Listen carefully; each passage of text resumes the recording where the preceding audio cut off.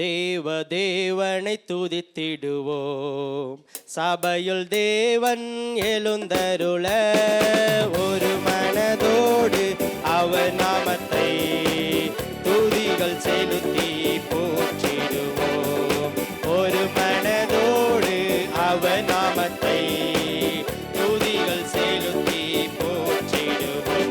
அல்லேலூயா தேவனுக்கே, அல்லேலூயா கர்த்தருக்கே, அல்லேலூயா பரிசுத்தர்க்கே, அல்லேலூயா ராஜனுக்கே, அல்லேலூயா தேவனுக்கே, அல்லேலூயா கர்த்தருக்கே, அல்லேலூயா பரிசுத்தர்க்கே, அல்லேலூயா ராஜனுக்கே. எங்கள் காலடி வலுவிடாமல் எங்கள் நடைகளை ஸ்திரப்படுத்தும், கண்மணி போல காத்தருளும், கிருபையால் நிதம் வழி நடத்தும், கண்மணி போல காத்தருளும், கிருபையால் நிதம் வழி நடத்தும்.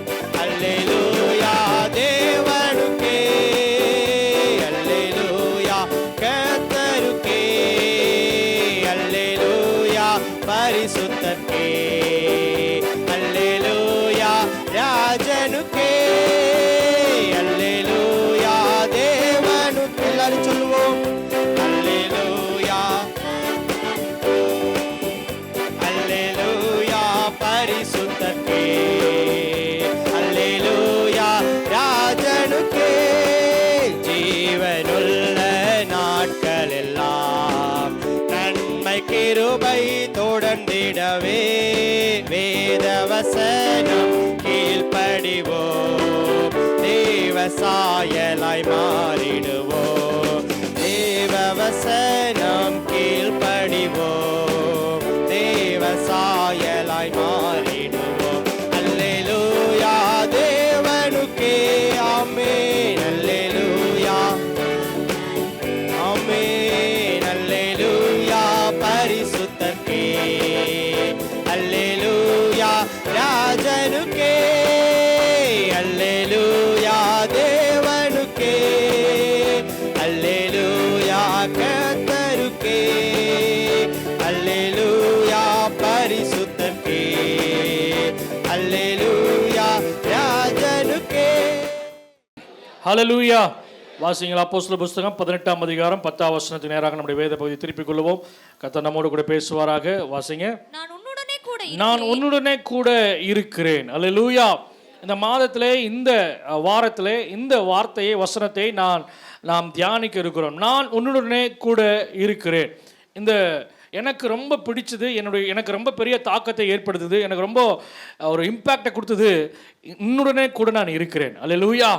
ஆமாம், உன் தகப்பனாய் ஆபிரகாமோடு ஈசா கூட இருந்தது போல யாக்கோபே நான் உன்னோடு கூட இருக்கிறேன் என்று கர்த்தர் சொன்னார். அவனை நடத்தினார், பலப்படுத்தினார், கொண்டு வந்தார், கூட்டி சேர்த்தார், பெரிய ஜாதியாய் மாற்றினார். அவன் சொல்கிறான், நான் கோலும் கையுமாய் கடந்து போனேன், ஆனால் இதே தேசத்தில் ஆண்டவர் என்ன 2 பரிவாரங்களோடு திரும்பி வர பண்ணினார் என்று சொல்லுகிறார். சரி, இப்போ இந்த வார்த்தையின்படியாக இன்றைக்கு ஒரு சப்ஜெக்டை மாத்திரம் நம்ம பார்க்க போகிறோம். வாசிங்கள் ஆமோஸின் புஸ்தகம் 5ஆம் அதிகாரம் 14ஆம் வசனம். கொஞ்சம் நான் சீக்கிரமாக போக போகிறேன், நீங்கள் என்னோட கூட ஒத்துழைப்பு தரும்படி அன்பாக கேட்கிறேன். ஆமோஸின் புஸ்தகம் 5ஆம் அதிகாரம் 14ஆம் வசனம். நீங்கள் பிழைக்கும்படிக்கு தீமையை அல்ல நன்மையை தேடுங்கள், அப்பொழுது நீங்கள் சொல்லுகிறபடியே சேனைகளின் தேவனாகிய கர்த்தர் உங்களோடு இருப்பார். ஒரு ஆமென் சொல்லுங்க பார்க்கலாம். அல்லேலூயா. நீங்கள் சொன்னீங்க, நீங்கள் வாக்கு பண்ணுறீங்க, வாக்குகளை கேட்குறீங்க, அதே போலவே அந்த தேவன் உங்களோட கூட இருப்பார். ஆனால் அதற்கு நீங்கள் செய்ய வேண்டிய ஒரு காரியம் என்னவென்றால், நீங்கள் பிழைக்கும்படிக்கு தீமை அல்ல நன்மையையே தேடுங்கள். அந்த நன்மை யாரு என்ன அப்படின்னா, 4ஆம் வசனத்தை வாசிங்களேன். நாங்கள் பிழைக்கும்படிக்கு என்ன தேடணும், எந்த நன்மையை தேடணும் அப்படின்னா வாசிங்க. கர்த்தர் இஸ்ரவேல் வம்சத்தாருக்கு சொல்லுகிறது என்னவென்றால், என்னை தேடுங்கள், அப்பொழுது பிழைப்பீர்கள். அல்லேலூயா, அல்லேலூயா. ஆண்டவர் சொல்றாரு, என்னை தேடுங்கள். அல்லேலூயா. என்ன தேடுங்க, அப்போது நீங்க பிழைப்பீங்க. டாக்டர் அல்ல, பரிகாரிகள் அல்ல, நீங்க தேட வேண்டிய நபர் யார் தெரியுமா? தேட வேண்டிய ஒரே ஒரு இடம் அவர்தான். அல்லேலூயா. என்னை தேடுங்கள், அப்பொழுது பிழைப்பீர்கள். இந்த இந்த வார்த்தையின்படியாக இந்த வருஷத்திலே ஆண்டவரை தேட கர்த்தர் நமக்கு உதவி செய்வாராக. எத்தனை பேர் ஆமென் சொல்றீங்க? ஹல்லேலூயா. இப்போ பாருங்க, என்னை தேடுங்கள் சொல்லிட்டாரு, பிழைப்பீர்கள் சொல்லிட்டாரு. 5ஆம் வசனம் சொல்லப்பட்டிருக்குது, நீங்க என்ன பண்ணாதீங்க? பெத்தேல தேடாதீங்க. ஏன் பெத்தேல தேடாதீங்க? பெத்தேலை குறித்து வேதம் என்ன சொல்லப்பட்டிருக்குது? ஆதியாம் புஸ்தகம் 31ஆம் அதிகாரம் 13ஆம் வசனத்தில் சொல்லப்பட்டிருக்குது, இந்த பெத்தேல்ல தான் ஆண்டவர் யாக்கோப்புக்கு தரிசனமானார். அல்லேலூயா. வாசிங்க அந்த வசனம், 31ஆம் அதிகாரம் 13ஆம் வசனம். நீ தூதனுக்கு அபிஷேகம் செய்து எனக்கு ஒரு பொருத்தனையை பண்ணின பெத்தேலிலே உனக்கு தரிசனமான தேவன் நானே. நல்லா கவனிங்க, பெத்தேல் அப்படி சொன்னா என்ன இருக்குது சொல்லுங்க பார்க்கலாம்? தரிசனம் இருக்கிறது. அல்லேலூயா. பெத்தேல் சொன்னா வேற என்ன இருக்குது? 35ஆம் அதிகாரம் 3ஆம் வசனத்துல யாக்கோபு சொல்றாரு, இதே ஆதியாம் புஸ்தகம் 35ஆம் அதிகாரம் 3ஆம் வசனத்துல, எழுந்து பெத்தேலுக்கு போவோம் வாருங்கள், எனக்கு ஆபத்து நேரிட்ட நாளில் என் விண்ணப்பத்திற்கு உத்தரவு அருளின இடம் தான் அந்த பெத்தேல். அது மாத்திரம் இல்ல, வாசிங்க, நான் நடந்த வழிகளில் எல்லாம் என்னோட கூட இருக்கிற தேவன், அந்த நாள்ல இருந்து இந்த நாள் வரைக்கும் நடந்து வருகிற தேவன் என்னோட கூட இருந்தார் அந்த பெத்தேல்ல இருந்து. அது மாத்திரம் இல்ல, அந்த பெத்தேல்ல நமக்கு ஒரு பலிபீடத்தை உண்டாக்குவேன் என்று சொல்லுகிறார். அல்லேலூயா. அப்ப நல்லா கவனிங்க, பெத்தேல் என்றால் தரிசனம் கொடுக்கிற இடம். பெத்தேல் என்றால் பலிபீடம் கட்டப்பட்டிருக்கிற இடம். பெத்தேல் என்று சொன்னால் விண்ணப்பத்துக்கு பதில் தருகிற இடம். ஒரு ஆமென் சொல்லுங்க பார்க்கலாம். அல்லேலூயா. இப்போ இந்த பெத்தேலை குறித்து இன்னும் நிறைய காரியங்கள் இருக்குது. பெத்தேல் ஒரு துவக்கத்தை தருகிற இடம். பெத்தேல் ஒரு ஆசீர்வாதத்தை தருகிற இடம். அல்லேலூயா. பெத்தேல் இருண்டு போன வாழ்க்கையில ஒரு ஒளியை ஏற்றின இடம். அப்படிப்பட்ட இடமா தான் இந்த பெத்தேல் இருந்தது. ஆமென். ஆனால் இந்த வசனம் சொல்லப்பட்டிருக்குது, நீங்க பெத்தேலை தேடாதீங்கன்னு போட்டிருக்குது. அப்ப கவனிங்க, ஏன் பெத்தேலை நம்ம தேடக்கூடாது? இந்த வருஷத்துல ஆண்டவரை தேட வேணும், பெத்தேலை தேடக்கூடாது. ஒரு பிளேஸ் இருக்குது, தரிசனத்தை தேடி மாத்திரம் ஓடி போகிற இடமாய் அல்ல, நான் தேவனை தேட கர்த்தர் எனக்கு உதவி செய்வாராக. நான் மறுபடியும் சொல்றேன், ஏன் பெத்தேலை தேடக்கூடாது? வாசிங்க, யோசுவாவின் புஸ்தகம் 18ஆம் அதிகாரம் 13ஆம் வசனத்துல நீங்க ஒரு காரியத்தை நீங்க பார்க்க முடியும். இந்த பெத்தேலுக்கு ஒரு பெயர் கொடுக்கப்பட்டது யாக்கோபின் மூலமாய். அதற்கு முன்பாக பெத்தேலுக்கு ஒரு பெயர் இருந்தது. அது என்ன பெயர் தெரியுமா? அங்கே இருந்து அந்த எல்லை, அந்த பெத்தேலுக்குன்னு ஒரு பெயர் முன்னமே இருந்தது. என்ன தெரியுமா உங்களுக்கு? பெத்தேல் ஆகிய லூசுக்கு வந்து. அல்லேலூயா. பெத்தேலுக்கு முன்னாடி அந்த ஊருக்கு ஒரு பேர் இருந்துச்சு. என்ன பேரு? லூஸ்ங்கிற ஒரு பேர் இருந்துச்சு. லூஸா இருந்தது. ஆனா ஆண்டவர் அதை பெத்தேலாக மாற்றினார். இப்ப பாருங்க, இப்போ பெத்தேல் ஆகிய, அந்த வசனத்துல சொல்லப்பட்ட பெத்தேல் ஆகிய லூசுக்கு வந்து அடுத்த வார்த்தை வாசிங்களே, லூசுக்கு தென்பக்கமா. இப்போ இதை நீங்க கவனிக்கிறீங்கன்னு தெரியல, நீங்க பாருங்க, ஆண்டவர் புதிய பெயரை கொடுத்துட்டார். ஆனாலும் சில நேரங்கள்ல பழைய பேரு லூசு வந்துட்டு போகுது. பாஸ்டர் அவர் நல்லவர் தான் பாஸ்டர், ரட்சிக்கப்பட்டதுலேருந்து அவர் ரொம்ப மாறிட்டார் பாஸ்டர். ஆனாலும் அந்த ஒரு காரியம் மாத்திரம், லூசு மாத்திரம் என்னது மாறல. Thank you brother. அந்த லூசு மாத்திரம் இன்னும் என்ன இருக்குது, வந்துட்டு போகுது. அல்லேலூயா. அல்லேலூயா.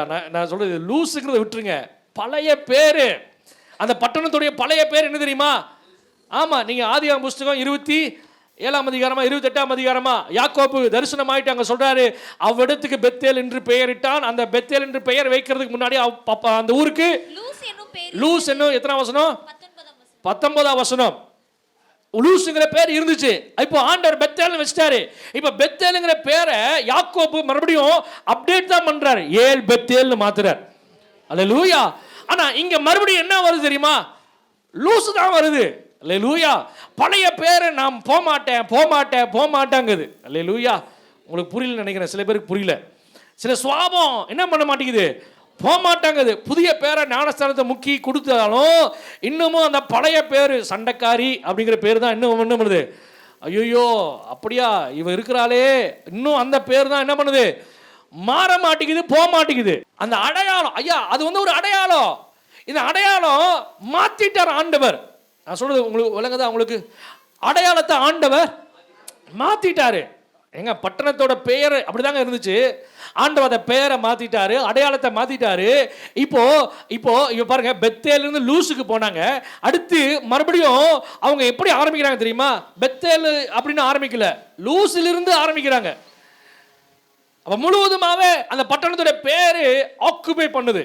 நல்லா கவனிங்க, கொஞ்சம் இடம் கொடுத்துட்டா போதும். நீங்க வேத வசனம் சொல்லப்பட்டிருக்குது, நம்ம நம்ம என்ன சொல்றது, ஒருத்தன் நல்லா இருந்துட்டு ஆண்டவர் விட்டுட்டானா, பின்மாறி போயிட்டானா, அவன் அவன் இருதயம் வெறுமையா இருக்கும். பிசாசு போயிட்டு திரும்ப வருவானாமா. நல்லா கவனிங்க, போயிட்டு போனவன் திரும்ப வந்து பார்ப்பான். சரி, எதுக்கும் ஒரு போய் பார்த்துட்டு போவோம், இந்த அக்காவை போய் பார்ப்போம், இந்த பிரதரை போய் பார்ப்போம்.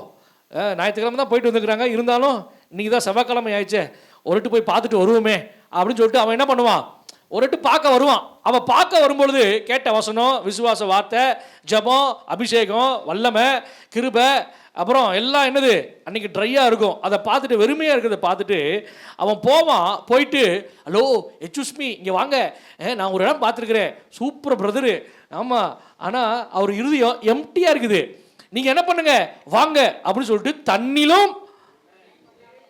தண்ணிலும் பொல்லாத, அல்லேலூயா, இவனே பொல்லாத பிசாசு, அவனுக்கு இன்னொரு சர்டிஃபிகேட் கொடுக்குறான் பாருங்க, இவன் என்னிலும் பொண்ணாதவன், அல்லேலூயா. அவன் பொல்லாத சர்டிஃபிகேட் உள்ள அந்த ஆட்களை கூட்டிட்டு வந்து என்ன பண்ணுவானாமா, 7 பேர் ஒன்றுமில்லாமல் இருந்தது, 1 போனது, இப்போ எத்தனை வந்து உட்காந்துட்டு இருக்குது, 7 இல்லை 8, மறுபடியும் இவனை சேர்த்தணும்ல, மேக்ஸ் ரொம்ப வீக்கு போல, 8 பேரை வந்து என்ன பண்ணுவாங்களாமா. அப்போ அவன் முன்னிலைமை காட்டிலும் பின்னிலைமை ரொம்ப கேடுள்ளதாக மாறும். நல்லா கவனிங்க, நம்ம முன்னிலைமை, நம்ம ஒவ்வொரு வருஷமும் ஒவ்வொரு நாளும் ஆண்டவருக்குள்ள அப்டேட் ஆகிட்டே இருக்கணும். எத்தனை பேர் ஆமீன் சொல்றீங்க? அல்லேலூயா. நேற்று நான் வாசித்த விதங்களை காட்டிலும் இன்றைக்கு நான் புதுமையாக ஒரு காரியங்களை வாசிக்கணும், புதுமையாக நான் ஆண்டவர்கிட்ட உட்காரணும், நான் முழங்கால் படிட்டு வேதத்தை வாசிக்கணும். ஒரு ஆமீன் சொல்லுங்க பார்க்கலாம். நான் இன்னொன்று கேட்க விரும்புகிறேன், போன வருஷம் முழுவதுமாய் வேதத்தை வாசித்து முடித்தவங்க யாராவது இருக்கிறீங்களா? அதை ஒரு வருஷத்தில் வேதத்தை வாசித்து முடித்தவங்க போன வருஷத்தில்? Very good. 2 பேர் எலும்பி நில்லுங்களேன், சாரி எலும்பு கை. போன வருஷம் வெரி குட் வாசித்தவங்க எந்திரிச்சு நில்லுங்களேன். மற்றவங்க கை தட்டு எழுந்து எலும்புங்க சிஸ்டர். 2024 வேதத்தை ஒரு முறை வாசித்தவங்க நல்லா கை தட்டுங்க பார்க்கலாம். சிஸ்டர் வாசிக்கிறீங்க, வெரி குட். கர்த்தர் ஆசீர்வதிப்பார். ஆமென். பழைய பேரை ஆண்டவர் மாத்திட்டார்ல, புது பேரை ஆண்டவர் கொடுத்துட்டார். அல்லேலூயா. என் நேசத்துக்குரியவர், என் பிரியமானவர், உண்மை உள்ளவன், தாசன், சிநேகிதன் எல்லாம் சொல்லி ஆண்டவர் மாத்திட்டார். பழைய பேர் ஒரு நாள் ஒரு பொழுதும் எட்டிப்பாங்க. அதனால தான் ஆண்டவர் சொல்றாரு, பெத்தேல்ல இப்படிப்பட்ட காரியம் இருந்துச்சுப்பா, அது பெத்தேல் தான், வானத்தின் வாசல் தான், தேவனை காண்பிக்கிற இடம் தான், ஆனா அந்த இடம் மாறி போனது. அல்லேலூயா. 2வது வாசிங்க, 1 ராஜாக்கள் புஸ்தகம் 12ஆம் அதிகாரம் 28ஆம் வசனம். சீக்கிரமா வாசிங்க, 1 ராஜாக்கள் 12:28. ஏன் இந்த பெத்தேல்ல தேடாதீங்கன்னு ஆண்டவர் சொன்னாரு அப்படின்னா வாசிங்க. ராஜாவானவர் யோசனை பண்ணி பொன்னினால் 2 கன்றுக்குட்டிகளை உண்டாக்கி ஜனங்களை பார்த்து நீங்க எருசலேமுக்கு போகாம உங்களுக்கு வருத்தம் இஸ்ரவேலரே, இதோ இவைகள் உங்களை எகிப்து தேசத்திலிருந்து வரப்பண்ணின உங்கள் தேவர்கள் என்று சொல்லி ஒன்றை பெத்தேலிலும் ஒன்றை தானிலும் 2 கன்றுக்குட்டியா 2 உண்டாக்கி இவைகள் தான் உங்களை என்ன பண்ணுச்சாமா? வாசிங்க, இவைகள் தான் உங்களை எகிப்து தேசத்திலிருந்து வரப்பண்ணின உங்கள் தேவர்கள் என்று சொன்னானாமா. நல்லா கவனிங்க, பெத்தேல்ல தரிசனம் கொடுக்கப்பட்ட இடம், பெத்தேல்ல பலிபீடம் உண்டாக்கப்பட்ட இடம், பெத்தேல்ல ஆரம்பிக்கப்பட்ட இடம். அல்லேலூயா. பெத்தேல் ஆசீர்வாதமாய் இருந்த இடம், ஆனா இன்றைக்கு விக்கிரகத்தினுடைய பலிபீடத்தை உண்டாக்குற இடமாக அந்த பெத்தேல் காணப்படுகிறது. அல்லேலூயா. அதனால தான் ஆண்டவர் சொன்னாரு, பெத்தேலுக்கு நீங்க என்ன பண்ண வேண்டாம், போக வேண்டாம். அல்லேலூயா. நீங்க பாருங்க, இவன் சொல்ற அந்த வேர்டு பாருங்க, என்ன வேர்டு சொல்றான் பாத்தீங்களா? இவைகள் தான் உங்களை எகிப்து தேசத்திலிருந்து வர பண்ணினர். நல்லா யோசிச்சு பாருங்க.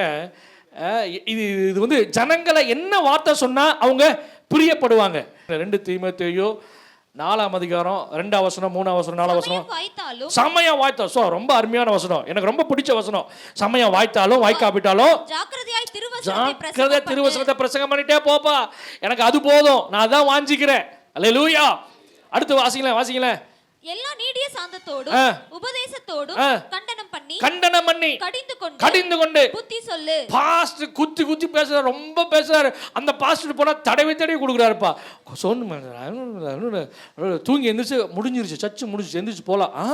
பாஸ்டர் முடிச்சதே தெரியல பத்தியா, அவ்வளோ சாஃப்டாக பேசுறாரு. ஹலோ, இங்கே என்ன சொல்லப்பட்டிருக்குதோ அதை தான் நம்ம செய்யணும். என்னங்க, கடிந்து கொண்டு பேசணும். அல்லேலூயா, அல்லேலூயா, ஆமென். ரொம்ப ஸ்ட்ரிக்டாக தான் பேசுகிறாங்க அப்படின்னு ஸ்கூலுக்கு போகாமல் இருக்கிறோமா? ஸ்ட்ரிக்டாக இருக்கிற ஸ்கூலை தேடி தான் கொண்டு போய் அட்மிஷன் போடுறோம். புரியலையா உங்களுக்கு? பாஸ்டர் அடித்து உரிச்சு உப்பு கண்டம் போடுங்க மாஸ்டர் அப்படின்னு சொல்கிற இடத்துல தான் என்ன பண்ணுறாங்க, டியூஷனை போய் விட்றாங்க. இப்போல்லாம் அப்படி கிடையாது. அடிச்சுன்னா பிச்சு போடுவேன் அப்படின்னு சொல்கிறாங்க. ஆனால் நாங்கள்லாம் இருந்த காலத்தில் எங்கள் அப்பாலாம் சொல்லுவாங்க, இவனை உயிரை மாத்திரம் விட்டுருங்க, மாத்திரம் என்ன பண்ணுங்க, அடித்து வெளுத்துருங்க அவரை. கேட்டையா, பார்த்துக்கோ அப்படிம்பாங்க. ஐயோ, இப்படி வந்து சிக்கிட்டோமே நம்ம அப்படின்னு நினைப்பேன். அந்த மாதிரி தான் இருந்துச்சு. இன்றைக்கெல்லாம் அப்படி கிடையாது. தோத்துறோம். நல்லா படித்தாங்க. இன்றைக்கி அந்த பயபக்தி இருந்துச்சு, பயம் இருந்துச்சு, கீழ்ப்படிச்சாங்க, நல்லா வாழ்ந்தாங்க, நல்ல ஒழுக்கத்தை கற்றுக்கொண்டாங்க. இன்றைக்கி அதெல்லாம் ஒன்றும் கிடையாது. அவனே மிரட்டுறான். அடிச்சிங்கன்னா சொல்லிடுவேன், அப்பாட்ட சொல்லிடுவேன், கம்ப்ளைண்ட் கொடுத்துருவேன். ஆமாம், வெளியில் வாங்க பார்த்துக்கிறேங்கிறான். டீச்சரை மிஸ்ஸை வெளியில் அடிச்சிட்டிங்களா, எந்த ஏரியா மிஸ், நான் பார்த்துக்கிறேன் உங்களைய. அந்த மாதிரிலாம் இருக்குது. ஸ்தோத்திரம். எதுக்கு சொல்கிறேன்? கண்டனம் பண்ணணும். ஆமே. அடுத்த வசனம் வாசிங்களேன். ஏனென்றால் ஏன் இதை சொல்கிறேன் தெரியுமா? ஏன் சொல்றேன்? வாசிங்க. அவர்கள் ஆரோக்கியமான கடிந்து கொள்கிற ஆரோக்கியமான உபதேசத்தை பொறுக்க மனதில்லாம என்னங்க, பொறுக்க வேர்டு பாருங்க, எவ்வளவு சூப்பரா இருக்கு பாருங்க. பொறுக்க முடியலையாமா, பொறுக்க மனதில்லாம. வாசிங்களேன். செவி தினவு உள்ளவர்களாகி தங்கள் சுய இச்சைகளுக்கு. பாஸ்டர், அது என்ன பாஸ்டர் செவி தினவு அப்படின்னு என்ன தெரியுமா? தங்கள் சுய இச்சைக்கேற்ற போதகர்களை தங்களுக்கு சேர்த்து கொண்டாங்களாமா. இவர் வேணாப்பா, இவர் ரொம்ப கடிஞ்சு பேசுவார். என்ன பாஸ்டர் எனக்கே பேசுறீங்க அப்படிங்கிறீங்களா? இவர் ரொம்ப ஸ்ட்ரிக்டா பேசுவார். இவர் வேண்டாம், இவர் தான் உன்னை நேசிக்கிறான்ப்பா, உன் காயங்களை கட்டுறப்பா. அதுக்கப்புறம் தங்களுக்கு சுய இச்சைக்கேற்ற போதகரை இவங்களா தெரிந்து கொள்றாங்களாமா. தெரிந்து கொண்டுட்டு அதுக்கப்புறம் வாசிங்களேன். சத்தியத்துக்கு செவியை விளக்கி கட்டுக்கதைகளுக்கு நல்ல கதை. இப்போ உங்களுக்கு நான் கதை சொல்றேன் கதை அப்படின்னு சொல்லுங்க கதை சொல்லுங்க. அப்புறம் அப்படிலாம் கேட்டு நல்ல கப்சா கதையை கேட்டுட்டு அதுக்கப்புறம் வாசிங்களேன். சாய்ந்து போகும் காலம் வரும். அதுக்கப்புறம் அடுத்த வசனம். நீயோ எல்லாவற்றிலும் மனத்தெளி உள்ளவனா இரு. அல்லேலூயா. அப்புறம் தீங்கு அனுபவி. போதும் நீ நல்ல மனத்தெளிவு போதும்பா, இது போதும். நீ மனத்தெளிவு உனக்குள்ள இருந்தாவே போதும்பா. இவங்க பேசுறது என்ன ஆவியில பேசுறாங்கன்னு உன்னால கண்டுகொள்ள முடியும். அல்லேலூயா. இவங்க சத்தியத்தை தான் பேசுறாங்களா இல்ல கப்சா விடுறாங்களான்னு உங்களால கண்டுபிடித்துக் கொள்ள முடியும். உங்க வீட்டுக்குள்ள வந்திருக்கிற நபர் எந்த உபதேசங்கிறத உங்களால ஃபைண்ட் அவுட் பண்ண முடியும். ஒரு ஆமென் சொல்லுங்க பார்க்கலாம். 10 வசனம் 10வது வசனத்துக்கு 11ஆம் வசனம் உங்களுக்கு தெரியாது. உங்களுக்கு தெரியுமா கர்த்தராக இயேசு கிறிஸ்து தெரியுமா? இயேசு கிறிஸ்து நாமத்தினால தான் ஞானஸ்தானம் பெற்றாங்க. உங்களுக்கு தெரியுமா? நீங்க எந்த நாமத்தினால ஞானஸ்தானம் எடுத்தீங்க? இல்லை நாங்கள் பாஸ்டர் பிதா குமார் பரிசு. ஐயோ பெரிய தப்பு பண்ணிட்டீங்க. எடுங்க பைபிள் எடுங்க, பாருங்க இங்கே பாருங்க பேதுரு என்ன பண்ணுறாரு தெரியுமா? உங்களுக்கு அவங்க பாருங்க, இயேசு கிறிஸ்து நாமத்தினால ஞானஸ்தானம் கொடுத்தாரு. என்னது பேதுரு சொன்னதை சொல்றாரு. ஏன் பேதுரு சொன்னாரு அதெல்லாம் அங்கே போகிறது கிடையாது. அல்லேலூயா. இன்னைக்கு வேற பேர்ல வர்றாங்க. இயேசு கிறிஸ்து என்ன சொன்னார் அதை விட்டுட்டாங்க. நல்லா கவனிங்க. இந்த மாதிரி கள்ள உபதேசங்கள் தேவையில்லாத உபதேசங்கள் கர்த்தர் நம்மை விலக்கி காத்துக்கொள்ள உதவி செய்வாராக. அல்லேலூயா. அந்த வசனங்கள் வாசிங்க. ஆமோஸ் புத்தகம் 7ஆம் அதிகாரம் 12-15 சொல்லப்பட்டிருக்குது. அவன் யூதாவிலிருந்து மேலே இஸ்ரவேலுக்கு போய் அவன் சொல்கிறான். இஸ்ரவேலுக்கு போய் அவன் என்ன பண்ணுறான், அந்த ப்ராஃபஸியை சொல்கிறத நம்ம பார்க்கணும். 12ஆம் வசனத்துலேருந்து 15ஆம் வசனம் வரைக்கும் நீங்கள் பார்த்தீங்கன்னா தெரியும்.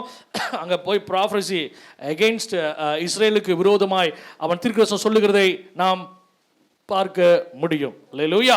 சரி, நம்ம வாசிப்போம். யாத்திராகமம் புத்தகம் 32ஆம் அதிகாரம் 1ஆம் வசனம். இவனுக்கு என்ன வார்த்தை சொன்னா இந்த ஜனங்களுக்கு பிடிக்குமோ அதே வார்த்தையை தான் என்ன பண்றான் சொல்றான். நல்லா கவனிங்க. இவைகள் தான் உங்களை எகிப்து தேசத்திலிருந்து அழைத்து, மறுபடியும் சொல்றேன், இவைகள் தான் உங்களை எகிப்து தேசத்திலிருந்து அழைத்து வந்த தெய்வங்கள் என்று சொல்லி, அப்போ இவங்களுக்கு எகிப்திலிருந்து அழைத்து கொண்டு வந்த தேவனை தான் இவங்க நம்புறாங்க, விசுவாசிக்கிறாங்க. அதைவே ஒரு கன்றுக்குட்டியை உண்டாக்கி இவன் சொல்றான். இப்போ ஆண்டவர் என்ன தெரியுமா சொல்றாரு? யாத்திராகமம் புஸ்தகம் 32ஆம் அதிகாரம் 1ஆம் வசனத்துல இதே போல ஜனங்கள் என்ன தெரியுமா சொல்றாங்க? வாசிங்க.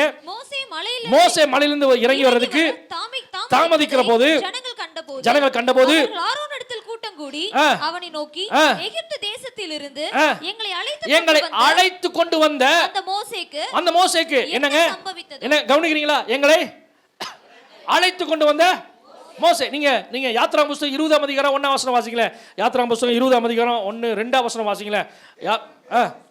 2ஆம் வசனம் வாசிங்களேன். உன்னை அடிமைத்தன வீடாகிய எகிப்து தேசத்திலிருந்து புறப்பட பண்ணின உன் தேவனாகிய கர்த்தர் நானே. அல்லேலூயா.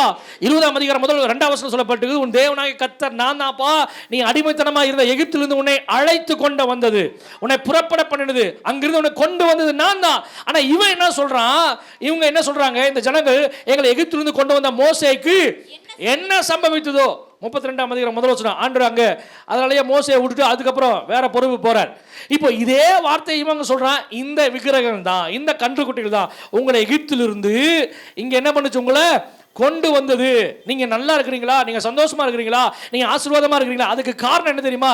இந்த கடவுள் தான், இந்த தேவர்கள் தான், இந்த கன்றுக்குட்டிகள் தான் என்று சொல்லி அவைகளை ஆராதிக்க அவன் வைக்கிறான். கவனிங்க. அதனாலதான் ஆண்டவர் சொல்றாரு, பெத்தேலுக்கு தேடி போகாதீங்க. அல்லேலூயா. ஏன் பெத்தேலுக்கு போகக்கூடாது? ஏன்னா அங்க உன்னை வழி தப்பி பண்ண போகிற விக்கிரகங்கள் உண்டு. ஏன் பெத்தேலுக்கு போகக்கூடாது? ஏன்னா இன்னும் பழைய பாவங்களை விட்டு ஒழியாத சில குணாதிசயங்கள் அங்கே உண்டு. அதனாலதான் பெத்தேலுக்கு போக வேண்டாம் என்று கர்த்தர் சொல்லுகிறார். அல்லேலூயா. எரேமியாவின் புஸ்தகம் 48ஆம் அதிகாரம் 13ஆம் வசனத்தில் சொல்லப்பட்டிருக்குது, இஸ்ரவேல் சந்ததி தங்கள் நம்பிக்கையான பெத்தேல் இல்லை. என்னங்க நம்பிக்கை யார் மேல வச்சாங்க? ஆண்டவர் மேல வைக்கணும். ஆனா இவங்க நம்பிக்கை யார் மேல வச்சாங்க தெரியுமா? பெத்தேல் மேல நம்பிக்கை வைத்தார்கள். நான் மறுபடியும் சொல்றேன், ஒரு பிளேஸ் மேல நம்பிக்கையை வைக்க கூடாது. அங்க போனா நடந்துரும், அங்க போனா நடந்துரும், இங்க வந்தா அற்புதம் நடந்துரும், பெதஸ்தா குளத்துல போய் உட்கார்ந்து உள்ள இறங்கினா நடந்துரும் தான் உண்மைதான். ஆனா அதை நம்பிட்டு போனவங்க நிறைய பேர் ஏமாற்றத்தோட இருந்தாங்க. ஒருத்தன் 38 வருஷமா இருக்கிறான். இயேசு கிறிஸ்து பிறக்கிறதுக்கு முன்னாடியே அவன் எப்படி இருக்கிறான்? அவன் குளத்து பக்கத்தில் போய் உட்கார்ந்து படுத்துக்கிட்டான். அல்லேலூயா. அவனுக்கு குணம் கிடைக்கல. ஒரு பிளேஸை நம்பி அல்ல, நல்லா கவனிங்க, பிளேஸ் மேல நம்பிக்கை வைத்து கொண்டு போனாங்க. அந்த ஊருக்கு போலாமா, இந்த ஊருக்கு போலாமா, இந்த இடத்துக்கு போலாமா, போய் விடுதலை கிடைச்சிருமே அப்படின்னு சொல்லிட்டு நம்ப வேண்டாம். நம்முடைய நம்பிக்கை ஆண்டவர் மேல் மாத்திரம் இருக்கட்டும். அல்லேலூயா. ஏசாயா புஸ்தகம் 31ஆம் அதிகாரம் 1ஆம் வசனம் சொல்லப்பட்டிருக்குது, நீங்கள் எதை நம்ப கூடாதாமா? வாசிங்க. ஏசாயா 31:1. இஸ்ரவேலுடைய பரிசுத்தரை நோக்காமலும் கர்த்தரை தேடாமலும் எகிப்துக்கு போய் குதிரை மேல நம்பிக்கை வைக்காமலும். அதே ஏசாயா புஸ்தகம் 36ஆம் அதிகாரம் 6ஆம் வசனம் சொல்லப்பட்டிருக்குது. 36:6 வாசிங்களேன். ஏசாயா 36:6. இதோ நெறிந்த நாணல் கோலாகிய அந்த எகிப்தை நம்புகிறாய். எகிப்தை நம்பறப்பா நீ. எகிப்து பெரிய ராஜ்யம் தான், அந்த நாட்களே பெரிய ராஜ்யத்தை உண்டாக்கின ராஜ்யம் தான். ஆனா அது நெறிந்த நாணல், அது மேல உன் நம்பிக்கை வைக்காத. எப்பெல்லாம் பஞ்சகாலம் வருதோ அங்க போனா உனக்கு ஆகாரம் கிடைக்கும்னு சொல்லிட்டு போறாங்க. ஆபிரகாம் அன்னைக்கு போனாரு. 12ஆம் அதிகாரத்தில் ஆதியாகமம் சொல்லப்பட்டிருக்குது. பஞ்சம் வரும்பொழுது ஆபிரகாம் என்ன பண்ணாரு? எகிப்தை நோக்கி போனாரு. ஒன்றுதான் கர்த்தர் அவனை போஷிச்சாரு. அடுத்து ஒரு பஞ்சம் வரும்பொழுது ஆண்டவர் ஈசாக்கப்பா சொல்றாரு, ஏய் நீ எகிப்துக்கு போகாம நான் சொல்ற வரைக்கும் குடியிருப்பா, இங்கே இருன்றார். அல்லேலூயா. எகிப்து போனா போஷிக்கப்பட முடியும், காப்பாற்றப்பட முடியும், உண்மைதான். ஆனா ஒரு நாள் ஒரு பொழுதும் பிளேஸை நம்பி போவாதீங்க. ஆமென். மோவாப் தேசத்துக்கு போனா, ரூத் புஸ்தகம் 1ஆம் அதிகாரம் சொல்லப்பட்டிருக்குது, போனவன் அங்கேயே இருந்துட்டான். வசனம் சொல்லப்பட்டிருக்குது, அங்க போகிற வரைக்கும் கணவன் இருந்தாங்க, நகோமிக்கு 2 பிள்ளைகள் இருந்தாங்க, உண்மைதான். ஆனா திரும்பி வரும் பொழுது ஒண்ணுமில்லாம திரும்பி வராவ. அல்லேலூயா, அல்லேலூயா. அல்ல கவனிங்க, ஒரு பிளேஸ் முக்கியம் அல்ல, நம்முடைய நம்பிக்கை கர்த்தர் மேல் இருக்க வேண்டும். ஒரு மனுஷனை அல்ல, கர்த்தர் மேல் நம்ம நம்பிக்கை இருக்க வேண்டும். ஏசாயா புஸ்தகம் 2ஆம் அதிகாரம் 22ஆம் வசனம் சொல்லப்பட்டிருக்குது, நாசியிலே சுவாசம் உள்ள மனுஷனை சொல்லுங்கப்பா, கம்ப்ளீட் பண்ணுங்க, நம்புவதை விட்டு விடுங்க. என் மேனேஜர் சொல்லிட்டாரு, என் ஓனர் சொல்லிட்டாரு, அவரு சொல்லிட்டாரு, இவரு சொல்லிட்டாரு, அப்படி பண்ற சொல்லிட்டாங்க, இப்படி பண்ற சொல்லிட்டாங்க, ஒரு நாள் ஒரு பொழுதும் அப்படி நினைக்கவே கூடாது. ஒரு ஆமேன் சொல்லுங்க பார்க்கலாம். ஆமேன். நான் அந்த ஊருக்கு போனால் இப்படி ஆயிடுவேன், இந்த ஊருக்கு போனால் இப்படி ஆயிடுவேன், இந்த பிளேஸ் என்ன வாழ வச்சிரும், இந்த நபரை என்ன அப்படி பண்ணுறான்னு சொன்னார், இப்படி பண்ணுறான்னு சொன்னார். அதெல்லாம் ஒன்றும் நடப்பாது. ஒரு ஆமேன் சொல்லுங்க பார்க்கலாம். கர்த்தர் சொல்கிறத மாத்திரம் கேட்கணும், கர்த்தரை மாத்திரம் நம்பணும். அல்லேலூயா. அடுத்து எரேமியா புஸ்தகம் 49ஆம் அதிகாரம். ஆமேன். வாசிங்க, 4ஆம் வசனம் வாசிங்க. எரேமியா 49:4 வாசிங்க.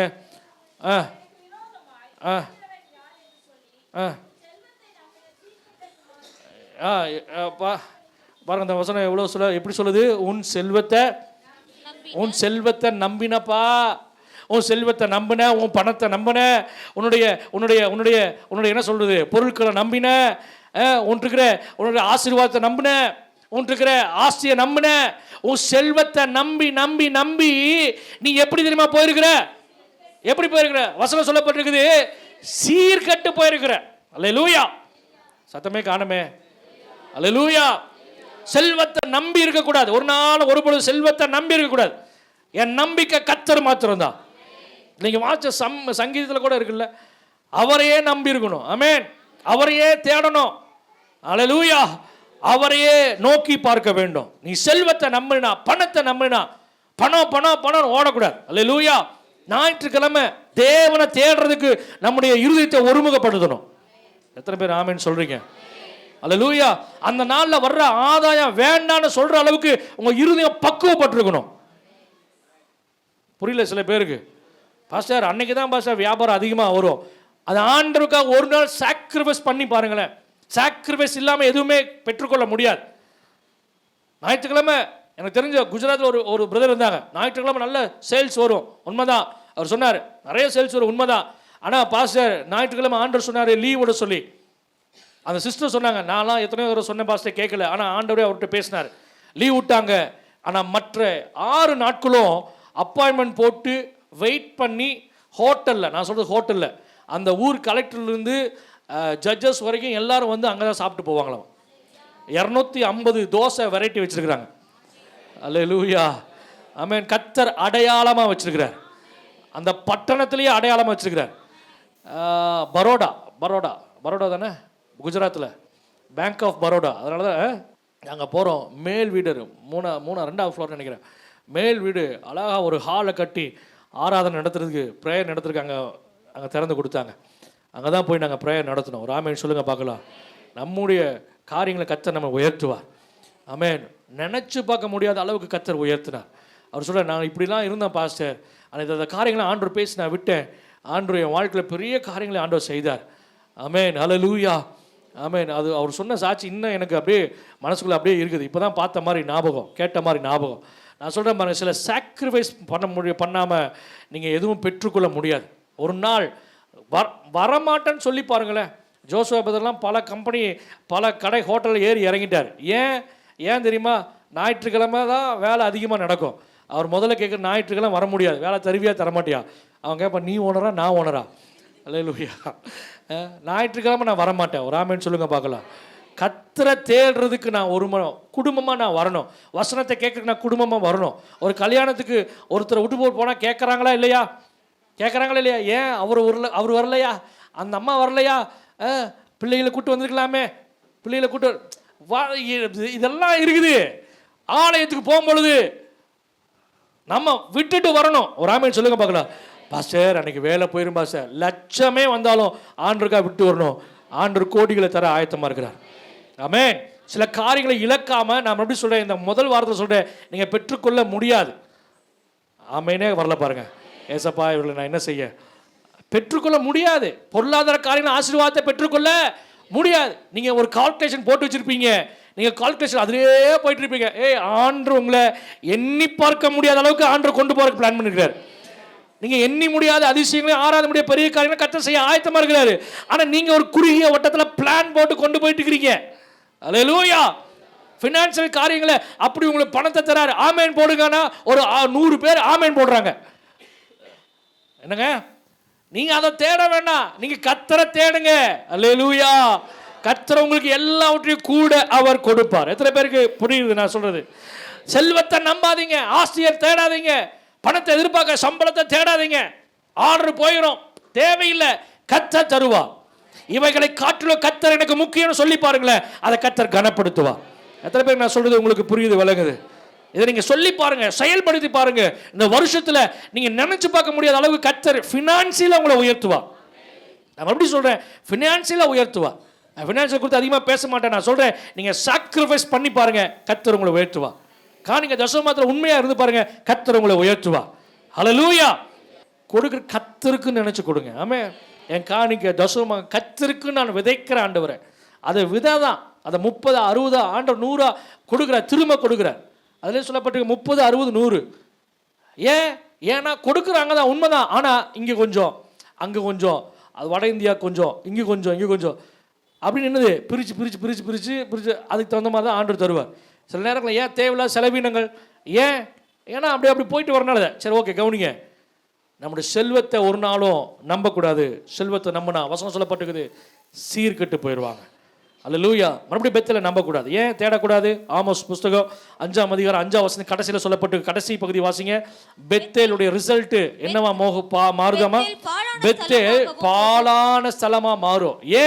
ஐயா, தரிசனத்தை கொடுத்த இடம் பெத்தேல், பலிபீடம் உண்டாக்கப்பட்ட இடம் பெத்தேல், ஒரு புதிய துவக்கத்தை தந்த இடம். ஆனா என்றைக்கு அது பழைய சுவாபங்களை மாற்றலையோ, என்றைக்கு அந்த பெத்தேல்ல அந்த பெத்தேல்ல விக்கிரகங்கள் உண்டானதோ, எங்க அந்த பெத்தேல்ல சுக போக வாழ்க்கை உண்டானதோ, செல்வத்தை நம்பி காணப்படுகிற காரியங்கள் இருந்ததோ, ஆஸ்தியை நம்பி காணப்படுற காரியங்கள் இருந்ததோ, பெயரை காண்பிக்கிற காரியங்கள் இருந்ததோ, அப்போதே என்ன மாறிச்சு தெரியுமா?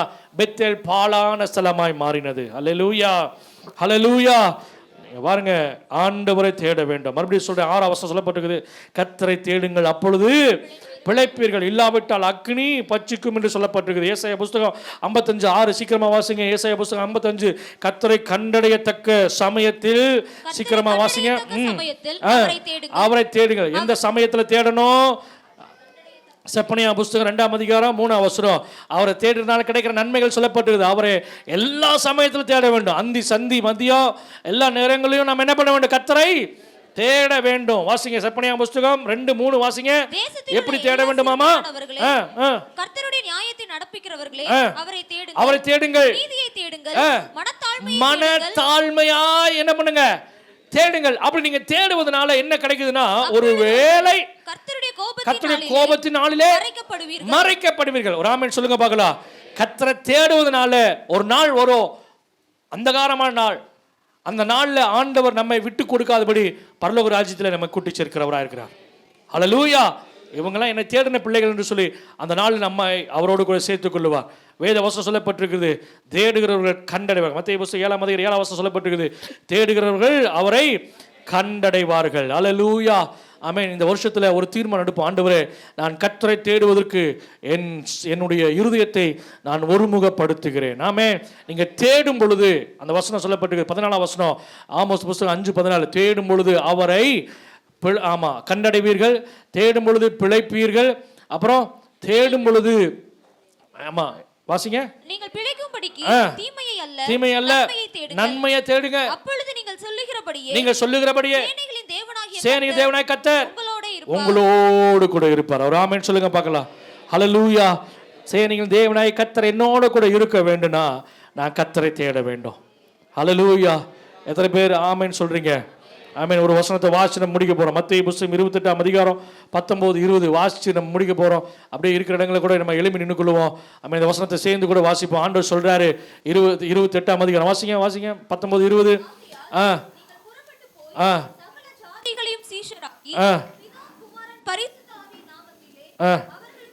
ஞானஸ்நானம் கொடுங்க, நான் உங்களுக்கு கட்டளையிட்ட யாவையும் கை கொள்ளும்படி உபதேசம் பண்ணுங்க. முடிவு இருந்தையும் சகல நாட்களிலும் நான் உங்களோடு கூட இருக்கிறேன். ஒரு ஆமென் சொல்லுங்க பார்க்கலாம். நான் உங்களோடு கூட இருக்கிறேன். எப்ப வரைக்கும் உங்களோடு கொடுக்கிறேன்? உலகத்தின் முடிவு வந்து சகல நாட்களிலும் நான் உங்களோட கூட இருக்கிறேன். ஆனா நான் உங்களோட கூட இருக்கணும்னா நீங்க செய்ய வேண்டிய காரியம் என்ன தெரியுமா? தேவனை தேட வேண்டும். ரெண்டாவது இது என்ன தெரியுமா? 19ஆம் வசனம் என்ன போட்டிருக்குது? நீங்க புறப்பட்டு போங்க. நீங்க புறப்பட்டு போங்க. புறப்பட்டு போய் என்ன பண்ணணுமாமா? சகல ஜாதிகளையும் சீஷராக்குங்க. ஞானஸ்நானம் கொடுத்து அவங்களுக்கு என்ன பண்ணுங்க?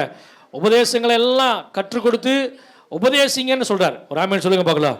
நான் மறுபடியும் சொல்கிறேன், இந்த வருஷத்தில் ஒரு ஆத்மாவையாவது என்ன பண்ணணும்?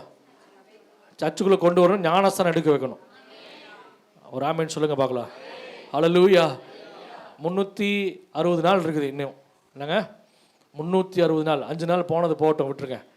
அதில் மட்டன் சிக்கன்லாம் சாப்பிட்டு அப்படி ரெஸ்ட் எல்லாம் எடுத்தாச்சு. இனி 360 நாளில் நமக்கு டார்கெட் எத்தனை தெரியுமா? ஒரு ஆள், ஒரு ஆத்மா ஞானஸ்தானம் எடுக்க வைக்கணும். ஹல்லேலூயா. ஜெபம் பண்ண ஆரம்பிங்க. அந்த ஒரு ஆத்மாவை கர்த்தர் உங்களுக்கு காண்பிப்பா. அந்த ஒரு ஆத்மாவுக்கு டீச் பண்ணுங்க, வசனத்தை சொல்லுங்க. அப்படியே இருக்க வேண்டாம், புறப்பட்டு போங்க, கொஞ்சம் பிரயாணப்படுங்க, அவங்ககிட்ட பச்சமாக பேசுங்க, சத்தியத்தை சொல்லுங்க, சுவிசேஷத்தை சொல்லுங்க, ஆயத்தப்படுத்துங்க. அல்லேலூயா. ஆண்டவர் சொல்றார், இப்படி செய்கிற உங்களோடு கூட நான் உலகத்தின் முடிவு புரிந்த சகல நாட்களும் கூட இருப்பேன். அப்படியே கண்களை மூடி ஆண்டவர் நோக்கி பார்க்க போகிறோம். ஹல்லேலூயா.